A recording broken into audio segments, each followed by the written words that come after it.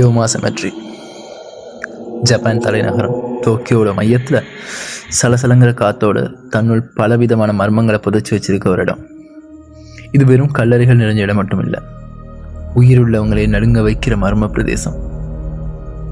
இந்த சுடுகாட்டை சுற்றி ஒரு விதமான பயங்கரமான அமைதி நிலவும். ஆனால் இரவில் இங்கே கேட்குற சத்தங்கள் தூக்கத்தை விரட்டி அடிக்கும். சிலர் காணாமல் போன ஆத்மாக்களோட அழுகுரல் கேட்குறதாகவும் சொல்கிறாங்க.